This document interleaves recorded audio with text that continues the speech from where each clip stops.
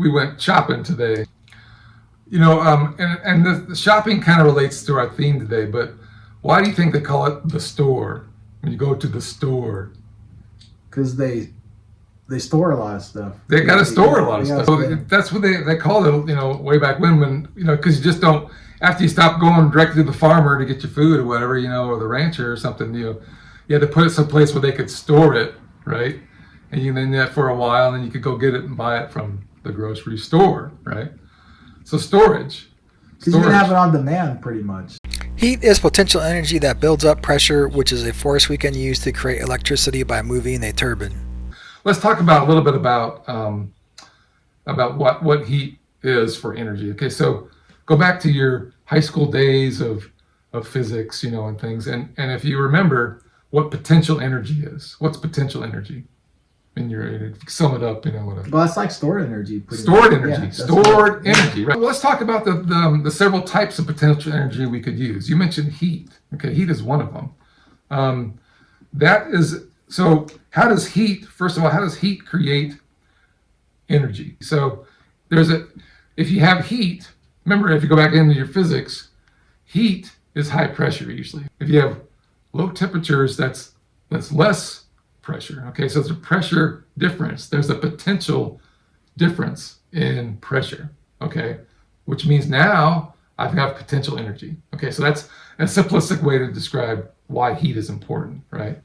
How do we take that heat energy and convert it into electrical energy? Okay, so if you have something that's hot and something that's cool, the hot air wants to go towards the cool air. It's moving, right? It wants to move there. So that fact of moving, you can use that movement of air to maybe turn something or spin something or create electricity that way, right? In a simplistic form. Well, the most common ways is like with whether it's a nuclear or a coal plant or a natural gas plant is that you heat up steam and that pressure causes steam to move really fast, the velocity of that water vapor, and it drives a turbine, which then drives a generator, right? Yeah. And that creates electricity. So you were talking about a Rankine engine, right? I think it's a Rankine cycle or a Rankine engine. Rankine cycle, something like that. That's a good example of what you're just talking about, where they can heat up water into steam. The steam turns a turbine, and that creates power. But the Rankine engine recycles that steam, right? Mm-hmm. So they instead of just blowing out steam all the time, and you got to keep adding water or whatever. They recycle the steam so that they condense it back in and recycle it into the whole steam production, and so it's a little more efficient, which is kind of neat. Heat waste from power plants like nuclear could be used to create more efficient electrical energy for storage systems like concrete and pipes. So let's say you have a nuclear plant, right? And that's producing all kinds of power, but it's also producing a lot of heat, right? That's the whole principle behind the nuclear facility, is that the heat also creates a pressure difference, and it spins turbines to create electricity just from the heat of the nuclear reaction.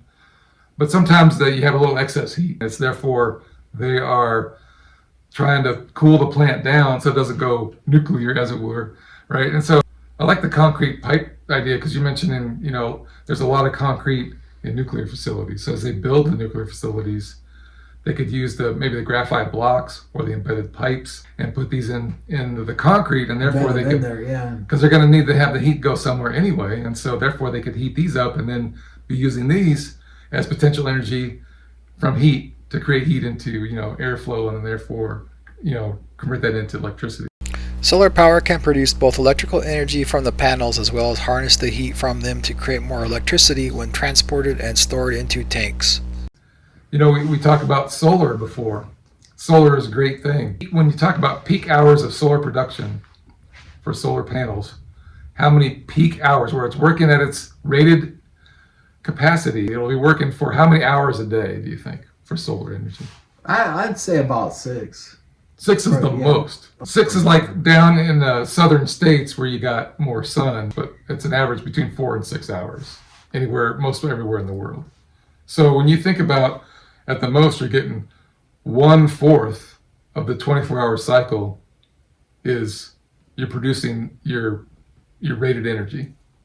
After that, it goes down. So what do you do in the rest of the day if you want to rely on storage. I mean, how do you account if you want to rely on solar?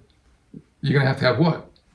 You need batteries. You have to store them in batteries. That's what most people do. But can everybody afford like a Tesla wall in their house? You think? I mean, that would be one solution if everybody just buy everybody a Tesla wall and have backup power, or something. But those are expensive, and lithium isn't like something that's going to last forever. We're mining a lot of lithium for these batteries, but I mean that would require a tremendous amount of lithium for the lithium batteries they use in these storage batteries. So I mean that's one way to do it, but I don't know if we have enough resources for all that.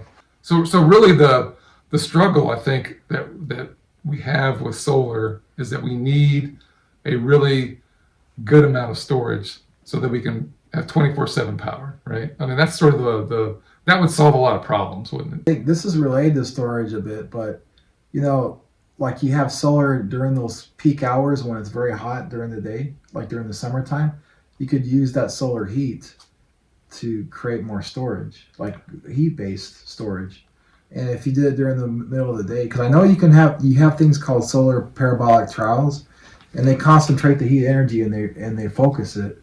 So if you had something going through the parabolic trial, you could heat up that fluid or that material and heat it up. Yeah, so that's good. That's what we need to think about. It's not just batteries, but things like that, like you're talking about right now. Yeah. We need to have a variety of things, and heat is one of those things.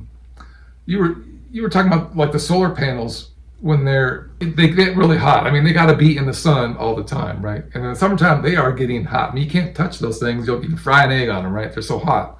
A lot of heat there. Well. And by the way, heat's not good for the solar panels because the hotter they are, the less efficient they work. By the way, so if they're over 100 degrees, they drop down a little bit. So. And I also heard that 70% of the energy that comes in from the sun is as heat. So if you could recover like that 70% and use it for electricity and stuff. So let's use like the radiator principle where you have water and baffles or pipes or something running by the solar panels that are drawing off that heat and then heating up the water's being cycled out and it's being then stored into a tank somewhere when we maybe add the molten salts. You can transfer the heat that way into those materials. Okay. That would be great for the solar panels to be more efficient, and you could use the energy that you're talking about from the heat. Okay. So now you have a double, what we always call it a hybrid. It's called they're called hybrid systems. So they know about them. I don't know how many companies are doing it. All right. All right, well, until next time, we're the Climate Change Brothers, and we are so pleased that you joined us today. So like our video, and we will try to bring up some good educational subjects that you can discuss amongst your family and friends as we try to make the world a better place.